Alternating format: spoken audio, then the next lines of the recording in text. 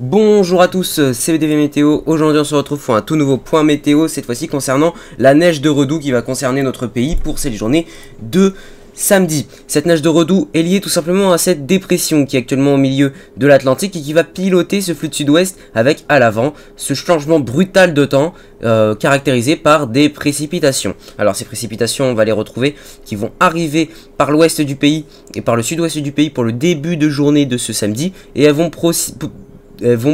ensuite progresser vers le nord du pays au contact de l'air froid à l'avant de la neige de Redoux avec peut-être de bonnes accumulations. Alors maintenant, quelles régions seront réellement concernées par cette neige de Redoux?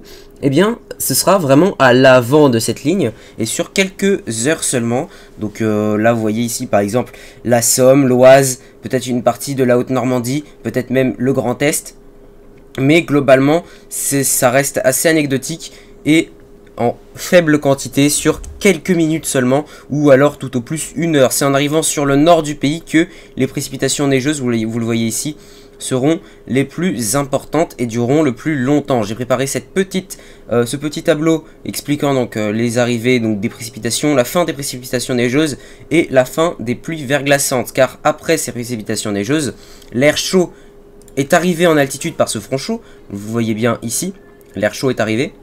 Alors qu'en dessous, les températures restent froides, donc vous le voyez ici, à 2 heures.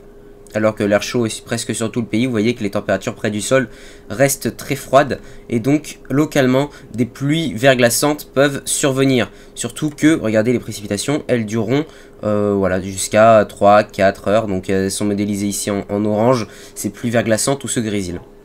Et donc du coup, il va d'abord y avoir peut-être un petit peu de neige et ensuite des pluies verglaçantes qui vont s'éterniser quelques heures.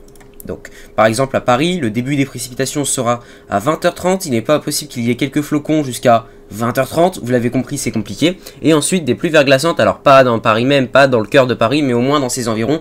Il pourrait y avoir des pluies verglaçantes, surtout sur les plateaux, pendant quelques heures. Donc attention, notamment au niveau des routes, ça pourrait glisser localement, ou surtout en campagne autour de Paris.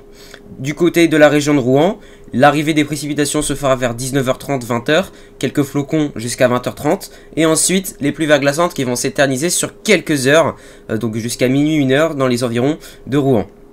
Sur Beauvais, le début des précipitations sera autour de 21h, la fin de la neige vers 22h, et les pluies verglaçantes qui vont s'éterniser sur plusieurs heures dans le secteur de Beauvais. Donc vous l'avez compris, au niveau des centres-villes c'est compliqué, mais au moins dans les campagnes, il pourrait y avoir des pluies verglaçantes pendant quelques heures jusqu'au milieu de la nuit. Du côté d'Amiens, les précipitations vont commencer vers 22h, ce sera de la neige jusqu'à minuit environ, et ensuite les pluies verglaçantes vont s'éterniser jusqu'à 2h du matin, pareil autour d'Amiens, donc dans les campagnes, autour d'Amiens, ou même parfois jusqu'au centre-ville peut-être. Et du côté de Lille, les précipitations vont commencer vers minuit. La neige va s'arrêter autour de 2h et les pluies verglaçantes vont prendre le relais jusqu'à 4h, 4h30, presque jusqu'à la fin de ce front chaud. Donc, vous l'avez compris, plus on va vers le nord, plus la durée de la neige est importante et plus il risque d'y avoir une accumulation de neige et de verglas ensuite. Donc plus on se rapproche des régions nordiques, plus c'est compliqué. Il n'y a pas encore de vigilance Météo France, mais ça ne serait tardé, peut-être une vigilance jaune au moins minimum, concernant peut-être, enfin, surtout le verglas, je pense. Donc on verra ça à 16h, dans 1h30, pas tout de suite, du coup je ferai sûrement un short là-dessus. Donc des pluies verglaçantes à l'arrière qui vont d'autant plus tenir sur ces sols recouverts parfois de quelques centimètres de neige, notamment plus au nord. Alors on le voit bien, on le voit mieux même sur Icon, alors j'ai utilisé le dernier, l'icône des deux qui est sorti, voilà, j'ai attendu spécialement pour ça. Donc le temps sensible, on voit bien, hein. Donc d'abord déjà le brouillard ce matin, donc, enfin encore samedi matin. C'était pas ce matin, désolé, ce samedi matin. Vous voyez, sur Paris, hein, un petit peu de neige à l'avant, alors ça dure 3 fois rien, hein, c'est 3 flocons et demi. Et ensuite, des pluies verglaçantes qui vont commencer plus au sud, du côté de la Normandie, vous voyez. Et des pluies verglaçantes qui vont prendre le relais ensuite, vous voyez. Derrière il y a la neige, donc la neige commencera à tomber pendant quelques minutes et ensuite les pluies verglaçantes. Et à l'arrière, les précipitations vont prendre le relais. Alors là il est un petit peu, en retard du côté de l'île. Il voit la fin des précipitations neigeuses et directement de la pluie, alors que vous le voyez, hein, au niveau de la température, ça reste jusqu'à 3-4 heures, ça reste encore assez froid, suffisamment froid pour des pluies verglaçantes. Vous voyez, certes, il n'y a pas 0, mais presque, hein, on est à autour de 0 degré, donc attention au contact du sol qui sera peut-être sans doute plus froid. Ces pluies verglaçantes qui pourraient se former dans cette région.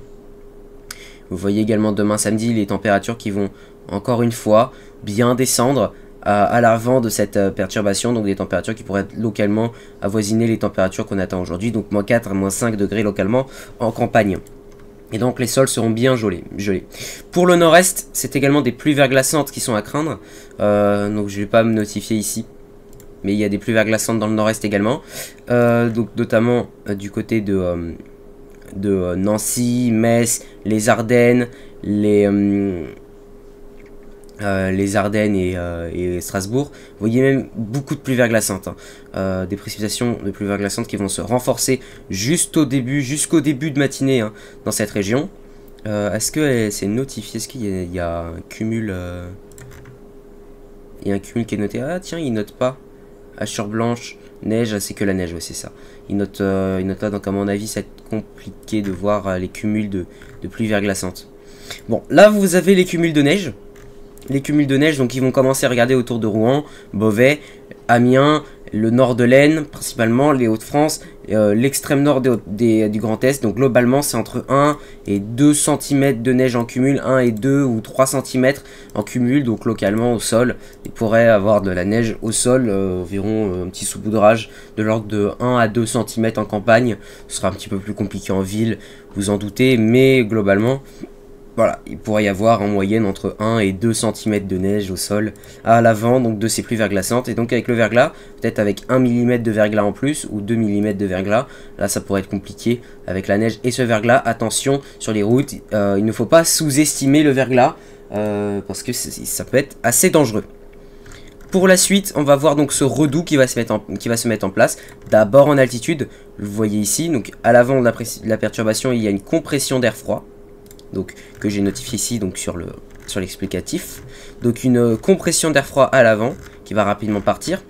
Les précipitations neigeuses qui vont prendre le relais. Les pluies verglaçantes par la suite.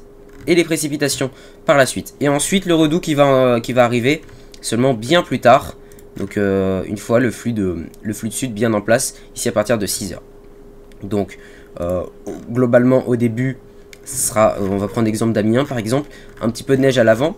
Lié tout simplement à ce refroidissement par compression à l'avant de ce front chaud. Les précipitations neigeuses ici dans la zone de conflit, dans la zone de balance thermique on va dire, enfin dans la zone de conflit, oui. Et ensuite une fois l'air chaud arrivé en altitude, les précipitations neigeuses fondent, se transforment en pluie. Cette pluie atteint le sol qui est froid, gelé localement, qui pourra donc donner des pluies verglaçantes. Et ensuite, plus l'air chaud va arriver, plus ces précipitations pluvieuses vont prendre le relais. Et après ces chutes de neige et ces pluies verglaçantes.